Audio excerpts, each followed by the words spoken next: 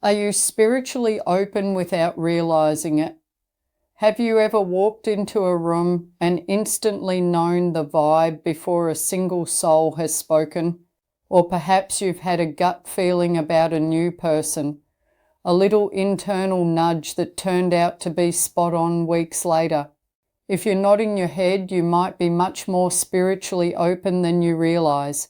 In my family, we've had 7 generations of women, from my mother, Kerry Culkin's Magic Shop Culkins, down to my own grandkids, who grew up knowing that these feelings aren't just coincidences. They are your intuition trying to have a yarn with you. But since the 1970s, our world has become so noisy that it's easy to dismiss these psychic pokes as just stress or imagination. The subtle signs, you're tuned in. You don't need a crystal ball to be spiritually open.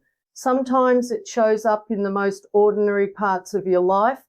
Have a look at these and see if any ring a bell for you. The unexplained tiredness. Do you go to a shopping centre feeling fine but walk out feeling like you've run a marathon? You might be an energetic sponge soaking up the emotions of everyone in the crowd. The ring in, you think of an old friend you haven't spoken to in years, and lo and behold, your phone pings with a message from them 5 minutes later. Animal connections. Do birds, butterflies, or even stray dogs seem to seek you out?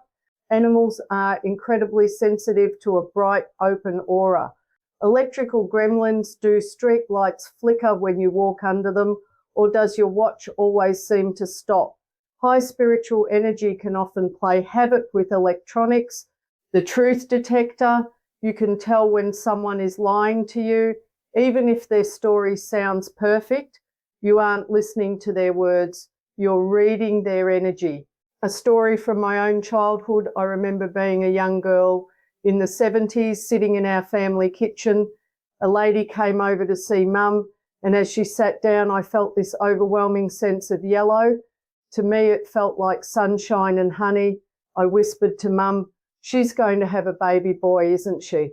The lady wasn't even pregnant yet, but a few months later, she came back beaming with the news.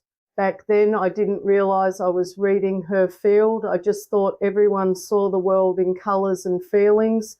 It took me years of psychic development to realise that being open is a gift, but it needs a bit of a manual to operate safely.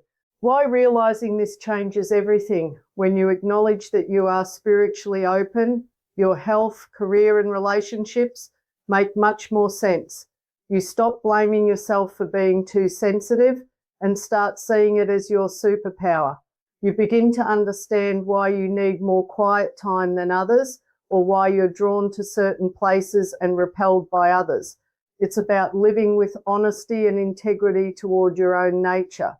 How to manage your openness. Trust your gut. That first hit you get about a situation, it's usually the right one.